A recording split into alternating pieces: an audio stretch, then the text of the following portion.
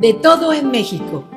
Es un programa de entrevistas que presenta a un sinfín de personajes de origen o nacidos en México, con quienes charlaremos de su vida, de su trayectoria profesional, de las vicisitudes y el reto que significa vivir aquí, así como la dicha de pertenecer y el orgullo de sentirnos mexicanos.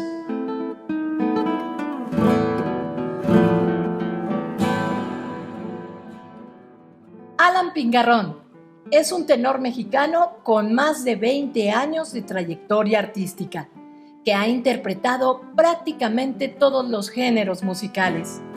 En 2001, inicia sus estudios de canto y perfeccionamiento de técnica vocal. En 2003, ingresó a la Escuela Nacional de Música de la UNAM y fue galardonado con la medalla Gavino Barreda al término de sus estudios de la licenciatura de canto.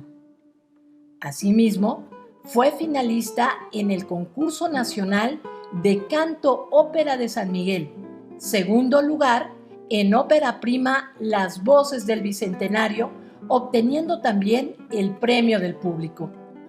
Ha colaborado tanto con grandes directores mexicanos y extranjeros como con las principales orquestas del país, presentándose en los más importantes teatros y festivales de México, alternando con un sinfín de artistas. Actualmente es un Link Artist de la Royal Opera House de Londres. Bienvenidos a De Todo en México. Yo soy Gabriela Carrera y me da mucho gusto saludarles. El día de hoy nos acompaña Alan Pingarrón, tenor y una maravillosa persona. Alan, gracias por visitarnos. Gracias por lo de maravillosa persona y gracias a ti por la invitación, queridísima Gaby. Y estoy muy contento de estar aquí contigo en De Todo en México. La vida es maravillosa. Sin embargo, tiene sus problemas, vicisitudes y a veces tragedias o problemas que tenemos que resolver. Sin embargo, vale la pena. Hay personas que tienen más problema para transitar por esta existencia, ya sea por las cuestiones socioeconómicas, por los problemas de salud y a veces por la discapacidad. Sin embargo, claro que vale la pena vivir esta vida. Alan, ¿tú qué opinas? Totalmente de acuerdo contigo, queridísima Gaby. Sobre todo, decía Canio en la ópera Los Payasos, el teatro y la vida a veces no son la misma cosa, sin embargo, tienen esta convergencia en donde todos encontramos muchos retos que tenemos que vencer. Sí, lo que platicábamos tú y yo a casi 5 años de conocernos es que en todo este tiempo, gracias a esta entrevista, es la primera vez que tocamos tú y yo en lo íntimo y en lo público este tema, porque pues en realidad no había sido necesario. Efectivamente. Sin embargo, es un hecho que hay problemas para una persona que no tiene la capacidad de ver en todo momento. Y aprovecho para pedirte disculpas las veces que te he estrellado en la calle porque me estaba acordando de eso ahora que preparaba yo esta entrevista porque tenemos tan incorporado el hecho de ver que cuando te iba guiando las primeras veces, ¿te acuerdas? Sí, como no, sí, lo que recuerdo. Salíamos al teatro, que salíamos a los cafés, ajá, ¿no? Sí, sí. Te iba yo guiando y a mí se me olvidaba y daba por hecho que algún obstáculo lo ibas a pasar y obviamente que tropezabas. Nunca fue nada grave. No, yo lo sé, nunca fue nada grave. Ni de mala voluntad, sino este tener tan incorporado nuestros sentidos, ¿no? ¡Qué gracia! ¡Qué gracia! Pero por otro lado, tú naces con una discapacidad que pues no te permite saber lo que es ver y entonces, como ya sabemos, se desarrollan tremendamente los demás sentidos para, ¿no? Readaptarse además, para readaptarse. Para incursionar por este mundo. Y de ahí, Alan, empieza tu vida, empiezas a la infancia a aprender lo básico que tenemos que aprender con estos maravillosos técnicas que existen para cualquier tipo de discapacidad y en algún momento decides que vas a ser cantante, con ese vocerrón que tienes, cómo no, encuentras tu amor por la música y seguramente, porque además te decides de ser cantante, eres tenor y de ahí brincamos a la ópera. Brincar a la ópera. Brincamos a la ópera. ¿Qué barreras hay entre la ceguera y la incursión de los cantantes en la ópera? Mira, ciertamente, y yo creo que tú y yo compartimos esto como parte de la ópera comparte el teatro, ¿no? Entonces creo que podemos compartir la parte de actuación. Y creo que las barreras que existen en la ópera principalmente son que muchas personas o muchos directores de escena solo basan la gestualidad en lo que se aprende imitando mediante la vista. Muchos directores de escena de repente dicen, oye, pero ¿cómo puedes hacer cierta gestualidad si nunca la has visto? Hay gestualidad que surge de manera natural, es cierto. Hay cosas que no se hacen, dijéramos, de manera adquirida. Ciertamente hay cosas que uno las imita de manera natural, pero creo que una barrera ha sido justamente esa para algunos directores de escena, y quiero aclararlo que no ha sido para todos, ¿no? Principalmente, por ejemplo, en la Compañía de Ópera de Morelos, aquí en México, pues hemos encontrado vamos a decir, un gran lugar, ¿no? Ha auspiciado la Compañía de Ópera de Morelos a un servidor para poder hacer roles protagónicos, como fue el caso de Rodolfo en la Bohème y como fue el caso de Nemorino en el Elixir de Amor, o l'Elixir d'Amore, como se dice en italiano, y la Royal Opera House que nos ha permitido participar con ellos, ¿no? Entonces creo que principalmente ha sido esa barrera de la gestualidad y que la hemos ido rompiendo poco a poco para poder demostrar que las cosas se pueden readaptar, ¿no? Es decir, no pretendemos o no pretendo yo ocultar nada, pero sí decir, miren, se pueden hacer como lo hacemos en la vida cotidiana, se pueden realizar acciones de tal manera que no se note, pero que podemos adaptarlas, ¿no? Es decir, no se nota para el espectador, pero para nosotros en el trabajo día con día podemos readaptar las acciones. Si bien la ópera nace en Europa, bendito nacimiento, es uno de mis géneros favoritos porque son teatrales. Sí. Aunque quien llorando se pone a cantar, siempre me lo he preguntado, también en las comedias musicales. Pero seguramente tú encuentras estigmas ya cuando la ópera llega a nuestro país, llega a América, pero básicamente, ¿qué estigmas hay de la ópera en México? Bueno, principalmente uno de los estigmas que se ha ido quitando, sobre todo desde 1998 para acá, me atrevería a decirlo, pero uno de ellos es que la ópera solo la ubican para gente que cuenta con recursos económicos pues, más holgados, vamos a decirlo así, ¿no? Muchas veces piensan que la ópera es selectiva en ese aspecto, que solo es para la gente que la conoce o para la gente que tiene posibilidades económicas a lo mejor para ir a Europa principalmente, ¿no? Bien lo has dicho, el género nace en Europa, pero algo que he ido descubriendo de manera personal desde que me decidí dedicar a la ópera es justamente que hay mucho público, hay público de todos colores y sabores. Claro, no podemos negar que para la ópera sí se necesita adquirir cierto conocimiento, pero es un conocimiento que lo vas adquiriendo conforme vas descubriendo el género, ¿no? Creo que cualquier ser puede acercarse y cualquier ser puede abrir la caja del conocimiento de la ópera, pero no forzosamente estigmatizar la ópera en que si tienes recursos económicos holgados, o si tienes dinero para ser más prácticos, ¿no?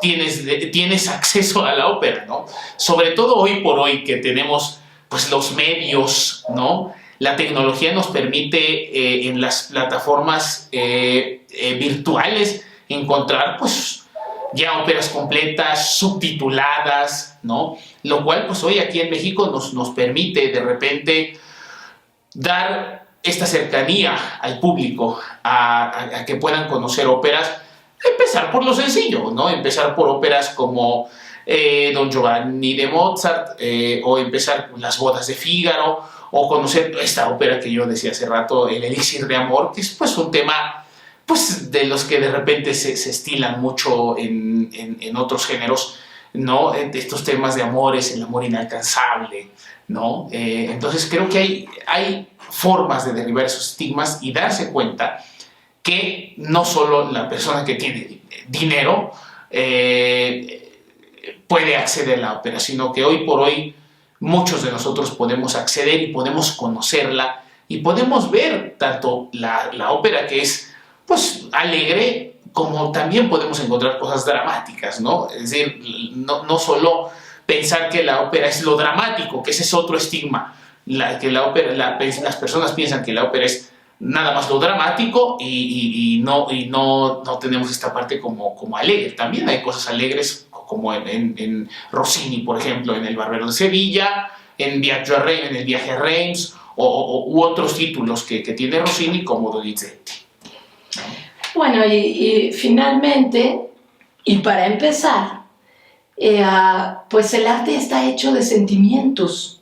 Será también que la ópera es muy intensa y por eso se piensa que se exacerba todo, pero el arte en todas las manifestaciones, en todas las disciplinas, está hecha de sentimientos. Totalmente. Y esto que dices es bien importante, de los estigmas, de que la gente piensa que tiene que tener antecedentes, conocimiento.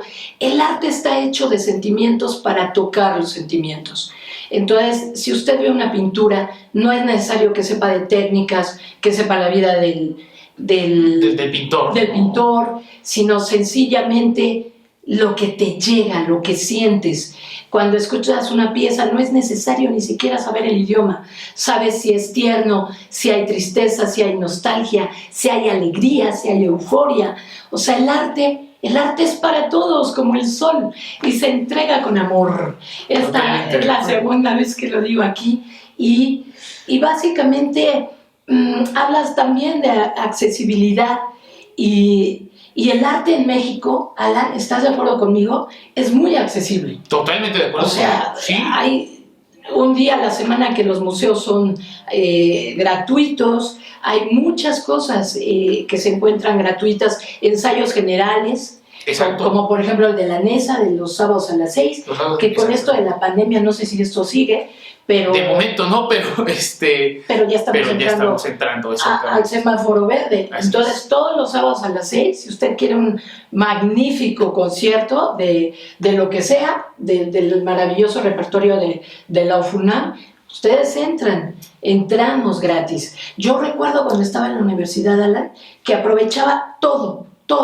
O sea, el taller coreográfico de Gloria Contreras los sábados en el Teatro de Arquitectura. O sea, hay que buscar. Y dijiste algo muy importante. Aparte de los ensayos que hay con OFUNAM, también hay pláticas que hacen para explicar las obras y para dar estos, vamos a decir, esta introducción al público a lo que se va a escuchar ya en el concierto propiamente, o el sábado a las 8 de la noche, que son los conciertos con OFUNAM, o el domingo a las 12:30, ¿no? Muy bien.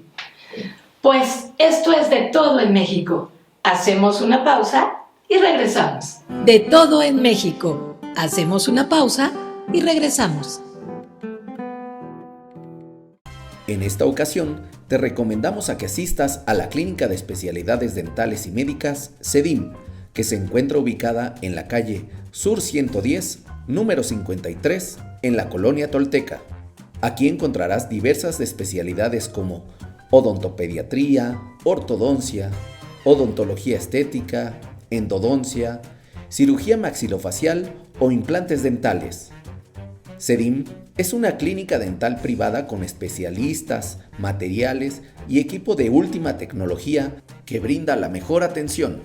Cuentan con instalaciones adecuadas para cada tratamiento, atención de urgencias y garantía en todos los trabajos. Para brindarte más información, comunícate al teléfono 5534 660235. Por cierto, CEDIM es un negocio socialmente responsable ya que apoya a Sanfeld. De todo en México. Continuamos. Regresamos a De todo en México. Y bueno, pues estamos hablando de las vicisitudes para hacer arte en general. Y yo me estoy pensando ahorita que te escucho, Alan, ¿cómo es el público mexicano en la ópera? ¿Cómo lo vives tú siendo un cantante de ópera?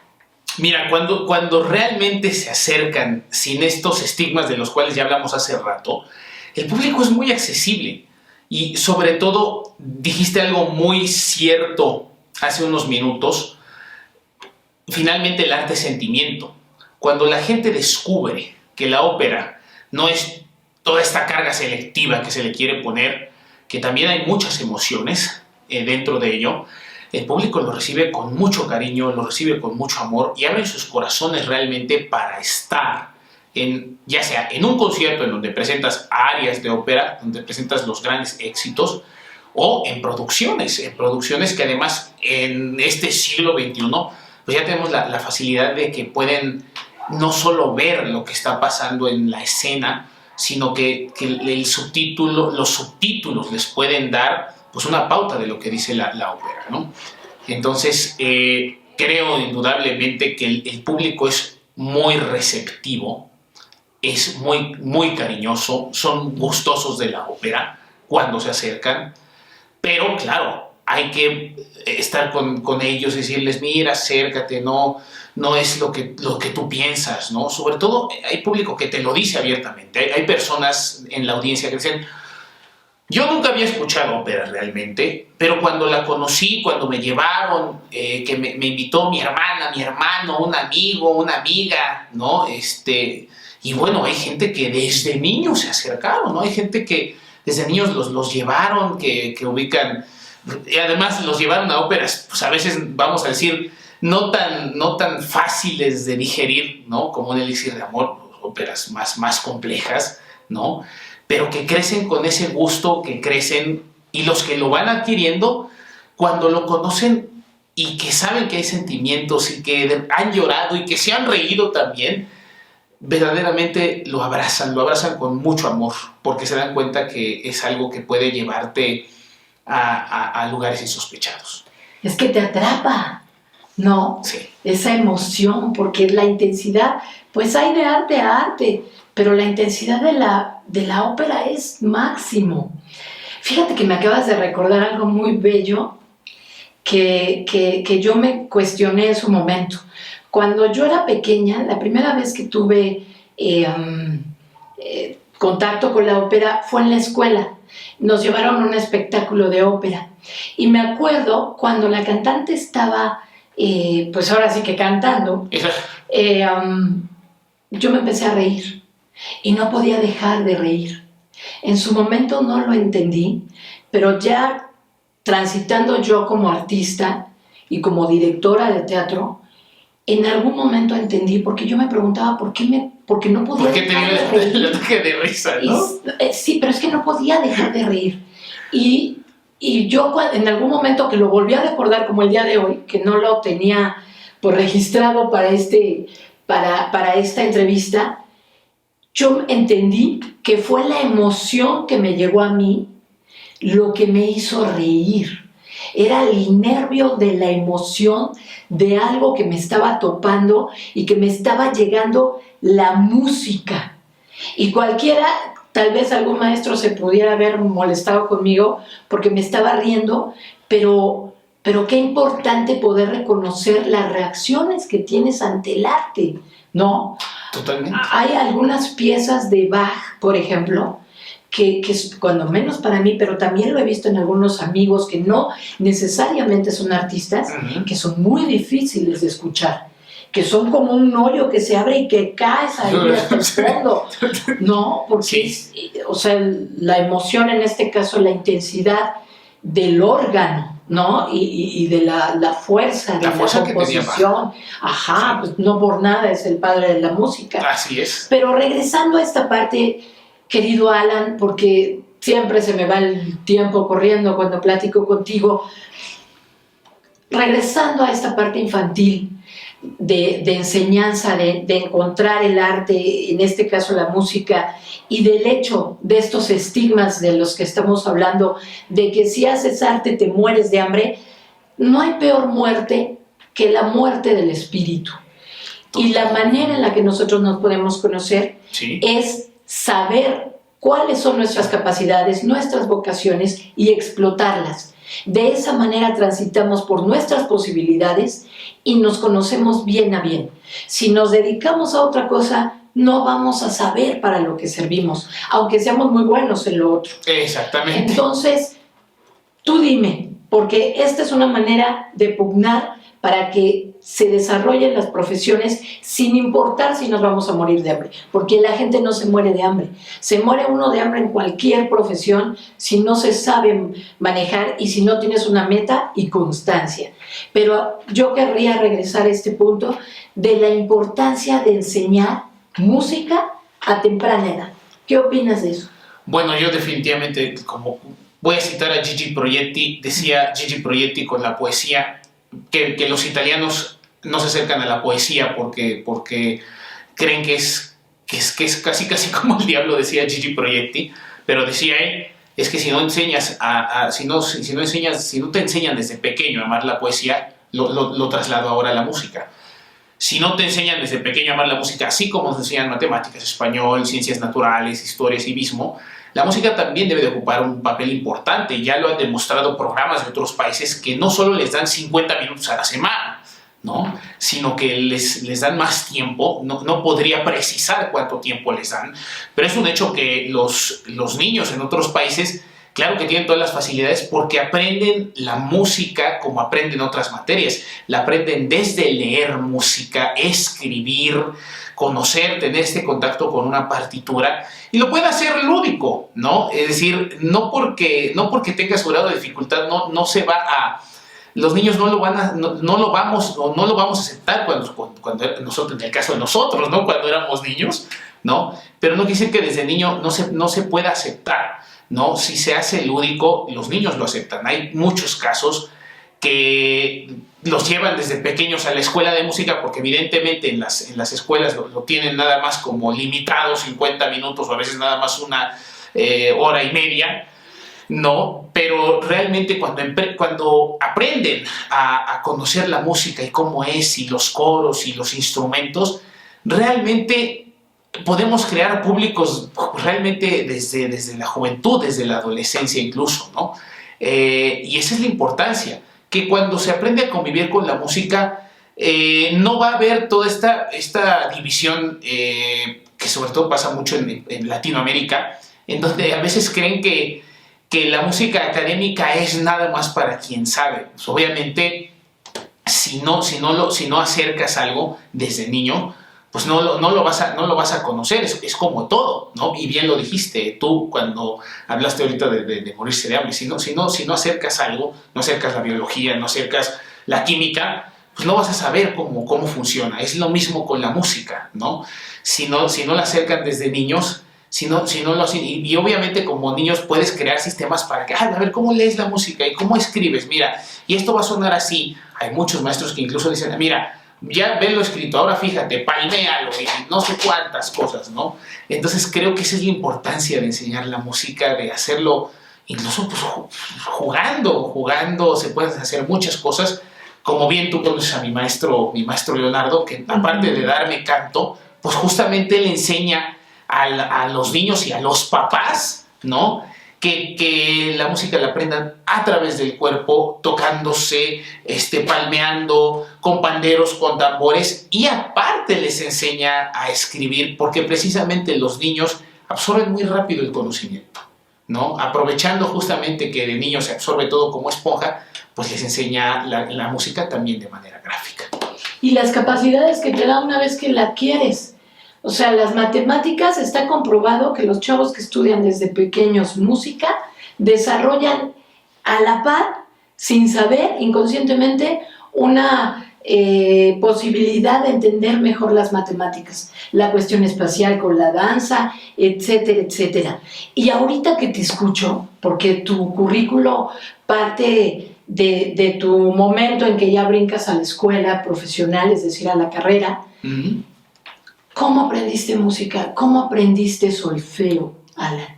Bueno, yo aprendí justamente el mencionado maestro Leo, que además es un gran amigo. Y permíteme, el solfeo, como ya muchos de ustedes lo saben, pero para los que no saben, es la lectura de la música, que es otro idioma en sí mismo. Es otro idioma en sí mismo. Ajá, ¿Sí? Ajá. Entonces, ¿cómo palpas, cómo puedes entender un pentagrama? Bueno, lo primero que hay que mencionar es que en el sistema Braille no tienes un pentagrama como tal. Lo que se le ocurrió a Louis Braille es inventar una notación que parta de la D a la J, pero usando la escala de Do a Si, ¿no? Do, re, mi, fa, sol, la, si. Y eso lo hace él con notas en Braille. O sea, al Do le pone D, al Re le pone E, y sucesivamente hasta que llegamos al Si, a la J, y va poniendo ciertos signos para definir qué valor rítmico tiene, ¿no? Y eso yo lo aprendí con mi maestro Leonardo. Cuando él me escuchó cantar en el instituto para ciegos, formó un grupo de 5 personas a las que nos enseñó a leer y a escribir música en el sistema Braille, y finalmente nos preparó para que pudiéramos entrar a la Escuela Nacional de Música, para que nosotros ya con la herramienta de la lectoescritura pudiéramos entrar sin que nos pusieran peros y que nos dijeran, oye, pero ¿cómo le va a hacer si todo lo tenemos que leer aquí, ¿no? Entonces, yo aprendí con él no solo a cantar, sino a leer y escribir música en el sistema Braille. ¿Y cómo es el aprender? ¿Cómo preparas tú lo que estás preparando, por ejemplo, para Inglaterra? ¿Cómo te preparas? ¿Cómo te llegan los textos? ¿Cómo te llega la música? ¿Cuál es el proceso? Yo utilizo 2 métodos. Regularmente me baso más en el método auditivo, ¿no? Pero también puedo usar el método de la lectura cuando existe esta transcripción de partituras. Nada más que a veces es mucho más lento mandar transcribir una partitura en sistema Braille que lo que te vas a tardar en transcribirla es el tiempo que a veces te da para aprenderte una ópera, ¿no? Entonces yo utilizo más el método auditivo, voy con mi pianista y con mi maestro de canto o con algún amigo o amiga que me pueda ayudar a leerme el texto, sobre todo si son textos en francés y en italiano, pues alguien que sí tenga un poco más de conocimiento de los idiomas para no batallar tanto. Y en el piano lo que hacemos es tocar la partitura rítmica y melódicamente, y posteriormente ya le pido al pianista que me toque la partitura como está escrito lo que pusieron para la orquesta, en este caso las reducciones para piano, ¿no? Para que yo pueda conocer lo que hay y finalmente ya tenga la música memorizada, no solo la mía, sino la música que hay tanto para la orquesta y la música que hay muchas veces en los ensambles, lo que está haciendo la soprano, la mezzosoprano, lo que están haciendo los diálogos, pues como en teatro, ¿no? Que te tienes que aprender el diálogo de tu compañero para que realmente lo puedas incorporar adecuadamente a tu personaje. Pues sí, porque la memoria, como cualquier otro músculo de nuestro cuerpo, se hace a base de ejercicio. Entonces entiendo por qué tienes tan buena memoria. O sea, efectivamente la desarrollamos los que tenemos que memorizar, la mnemotecnia, pero a ti todo el proceso te exige es un recordatorio permanente. Permanente, sí. Sí, así es. Y obviamente lo grabarás y lo estarás repitiendo. Sí, muchas veces cuando veo que la obra es muy, muy compleja, sí lo grabo y lo estoy repitiendo. Y cuando no, cuando veo que es algo más sencillo, prácticamente lo hago así, ¿no? Hoy me lo memorizo y al día siguiente ya nada más lo estoy repitiendo para mi interior. Y cuando te enfrentas al resto del equipo, que en su mayoría seguramente será gente que tiene la posibilidad de ver, sí. ¿Cómo te enfrentas al escenario? Es muy divertido, sobre todo porque lo primero es llegar al escenario, conocerlo, dependiendo muchas veces la técnica, a veces es aprenderte la espacialidad, cómo suena cada espacio, o definitivamente, si el espacio es un poco más complicado, contar pasos. ¿Cómo es eso? A ver, cuéntanos. O sea, pongamos que el escenario está vacío. Primero que nada, ver la periferia, ¿no? Determinar hasta dónde te vas a ir. Exactamente. ¿Dónde está el foso de la orquesta? Exacto, ¿no? Imagínate, ¿no? Sí, llegas con una persona, ya sea el asistente de producción o de dirección, cualquiera de los dos, y recorremos, ¿no? Primero vemos dónde están las paredes de cada escenografía, ¿no? Caminamos de pared a pared, luego caminamos de la pared hasta donde está el proscenio o hacia cerca del foso de la orquesta, ¿no?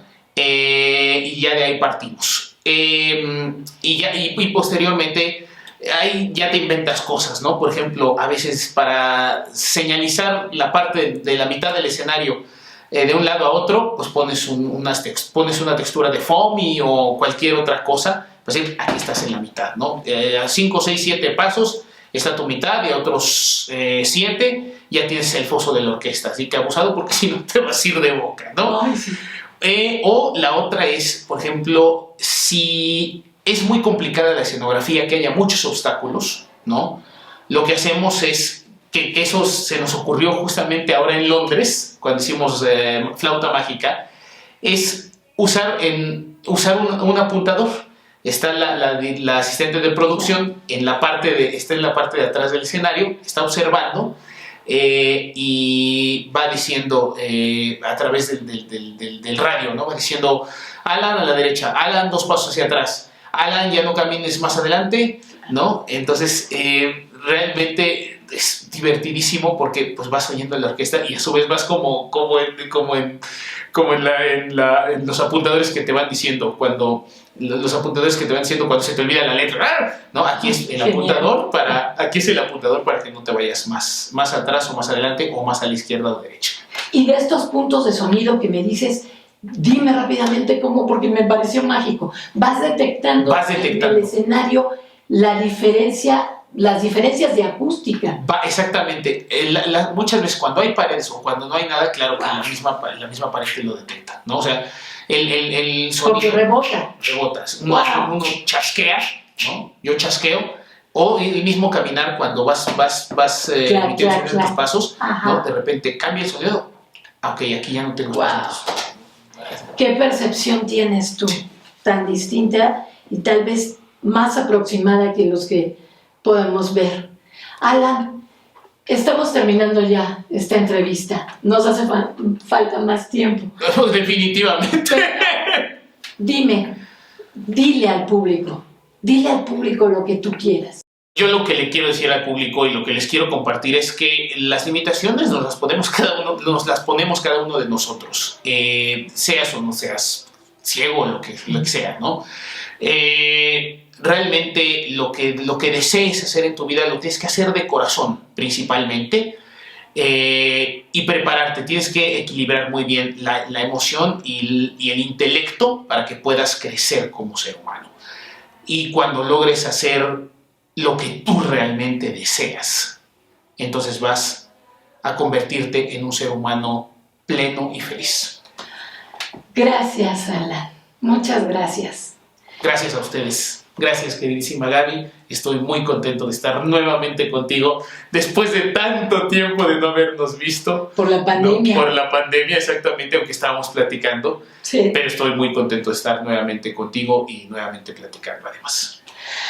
El equipo Sanfe le agradece su presencia. Yo soy Gabriela Carrera y los espero en la próxima emisión de Todo en México. Hasta entonces, hasta siempre.